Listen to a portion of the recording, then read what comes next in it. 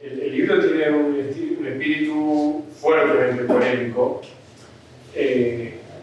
Yo cuando lo leía sentía que hay polémicas que el libro plantea y que da, que son increíblemente vigentes todavía hoy. Por ejemplo, cuando vos hablás del cine de los 80, y toda la cuestión del financiamiento del Estado, parece que estás hablando de hoy. Y después hay otras que a mí me resulta que ya no son tan vigentes. Por ejemplo, este espíritu, y no lo digo por un interés corporativo, porque no saco mucha ganancia de eso yo, pero el espíritu fuertemente anti-académico, digamos, yo no pensaba, sentía que es algo que podía funcionar mucho, no sé, cuando vuelve el peronismo en el 74, o cuando van a Cámpora en el 73, o incluso en los 80, y hoy me parece que es una cosa como más diversa, más compleja. Vos decías esto de los estudios sobre el cine clásico. Debe haber algunos que estudian el cine clásico porque quieren una beca, otros que lo estudian porque quieren una beca y porque les interesa, y porque realmente les apasiona. Me parece que hay de todo y que hay cosas valiosas ahí también. No digo que todo, porque no, pero siento que hay algunas cosas que son un poquito más diversas. Menos aburridas.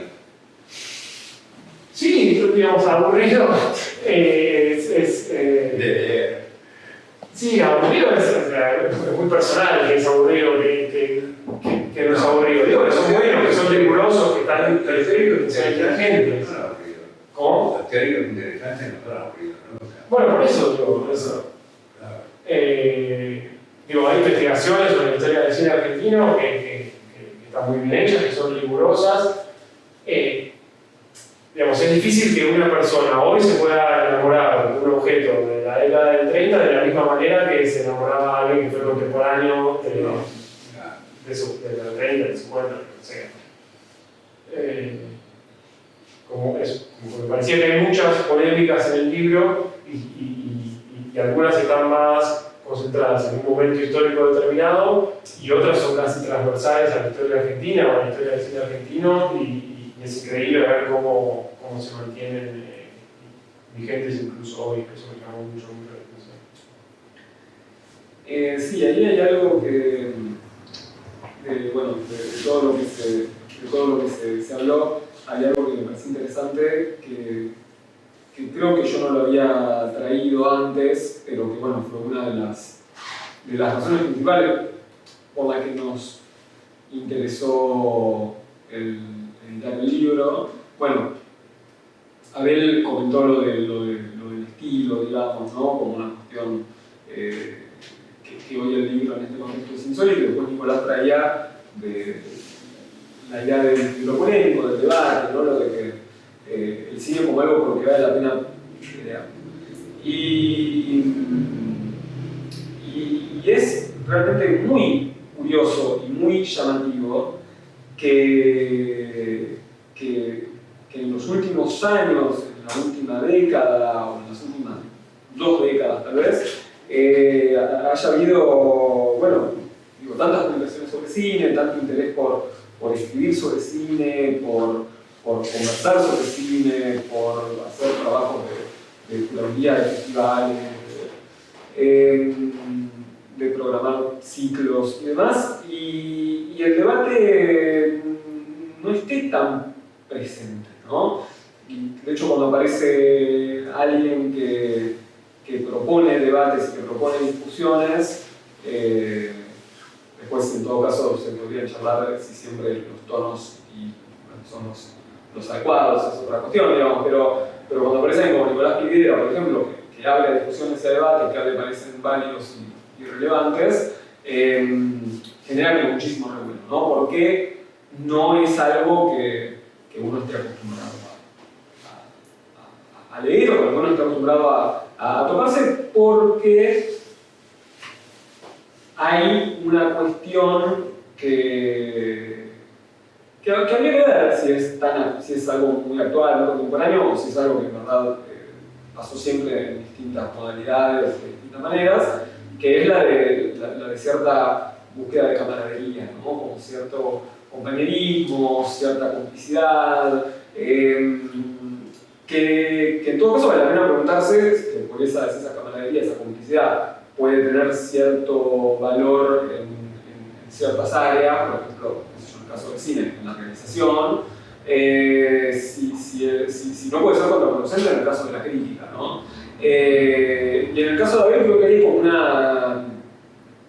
una coherencia, ¿no? Con el correr de las décadas y con el correr de los textos, y nosotros con Agustín seleccionamos textos que abarcan 30 años aproximadamente, sí, no sé si aproximadamente o exactamente, creo que sí, 70 a 2000 más o menos, y eso se sostiene, ¿no? Bueno, Peña lo dice en el prólogo, también es algo que ya en su momento se veía, pero bueno, me interesaba también traer esto por la cuestión que comentaba Nicolás bueno, leyendo el libro parece como una especie de demonio de Tasmania, ¿no? Como una cosa de decir realmente lo que se piensa sin tener demasiados reparos en qué pensará tal persona o cómo se lo tomará. Y no solamente cómo se lo tomará en el sentido personal, y acá hablo. Es muy sencillo. Yo no quiero ningún cargo, no quiero ningún puesto, no quiero absolutamente nada excepto escribir lo que estoy escribiendo.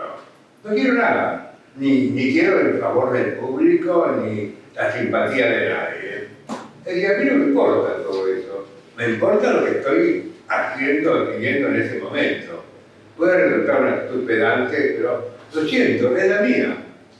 No me interesa. No me interesa estar solo y quedarme solo, morirme solo seguro, porque me morir solo. Todos nos morimos solos. También nacemos solos. Es decir, bueno, es una cosa que me aflige mucho. Y ese es el secreto, además, de escribir sin pensar, fulano o mengana va a pensar esto. No, yo pienso que sea feliz. No sé. A mí me causa mucha risa esto. Es decir, como si hubiera una película cómica, esto mismo. No. Mira, a veces te confieso que me río solo pensando en algunas cosas que se me ocurren, pero que pueden resultar muy sangrientas, digamos. Pero sobre todo por ciertas cosas que están ocurriendo en el país. Bueno, pero digamos, con respecto al cine y a lo que escribo, vuelvo a decirte que lo veo como más sencillo porque no me interesa. Alguien lo dijo, es decir, no sé, alguien que dijo lo respecto al libro, pero ese tipo no le interesa a nadie. No, es verdad. Sí, por momentos uno tiene la impresión de, bueno, este tipo odia el cine. ¿Ese tipo? Odia el cine. No, es claro. Es una leve chiste, porque se nota, o sea, se nota finalmente, hay momentos en los que uno se da cuenta de qué es lo que le gusta el tipo de cine que reivindicas. Hay una pasión, digamos. El tema es que, no sé, yo lo notaba, perdón, no era la intención hablar tanto de Taipei, pero paralelamente al libro de Abel editamos el libro de José Miquio, ¿no? Y José es una persona que se siente mucho más cómoda cuando escribe sobre cosas que ama. Y cuando escribe sobre cosas que odia, a los 2 párrafos ya está le encuentra la vuelta para escribir sobre lo que le gusta, digamos. Y ese es su terreno, digamos, ¿no? Y es mejor cuando escribe sobre cosas que le gustan.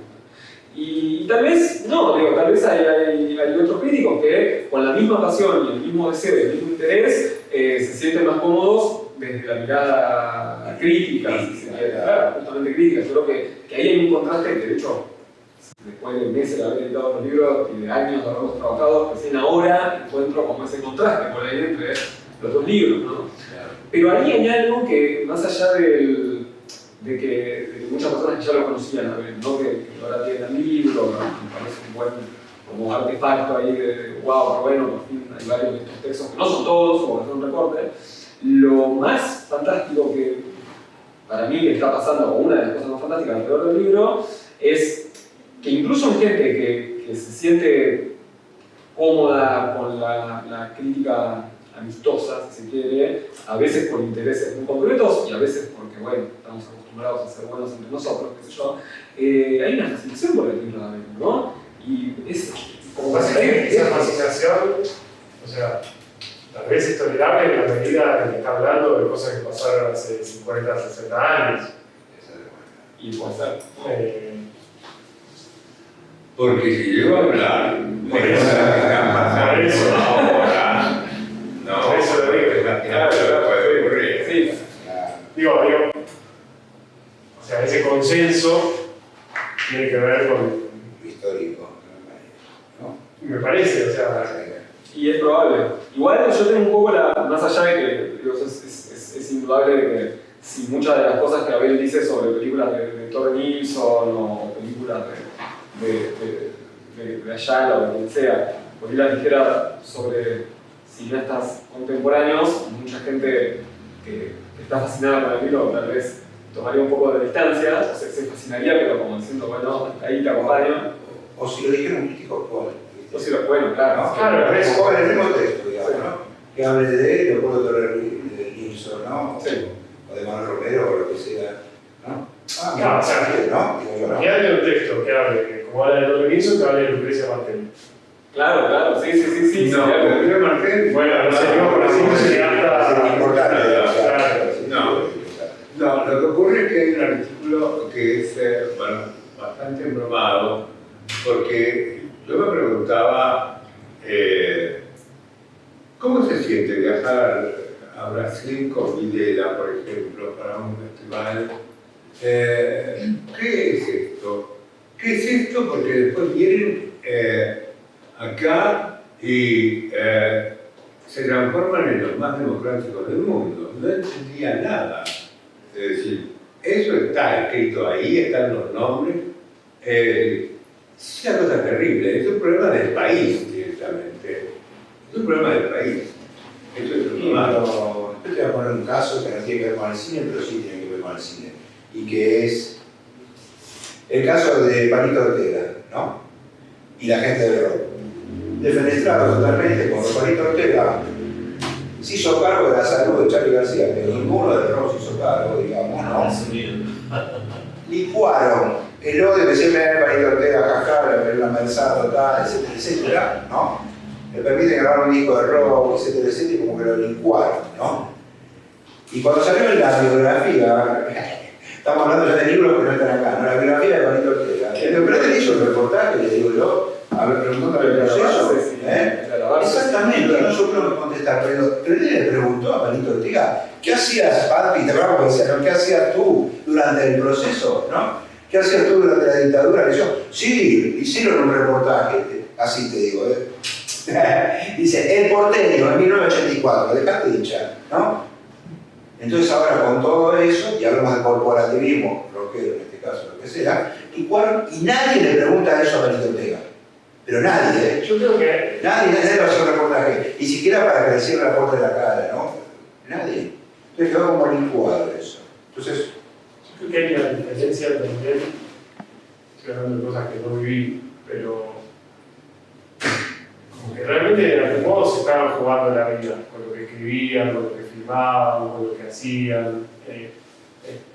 Entonces también es lógico que eso generara esas reacciones mucho más pasionales. de todos lados. estaría bueno cuando, miren, vamos a cualquier lado y ya que estamos con la política. Mira, Lewin, cuando le entrevistó Mirta Legrand, y le dijo, ¿es cierto que fuiste amante del, ¿cómo se llama?, del almirante Macera?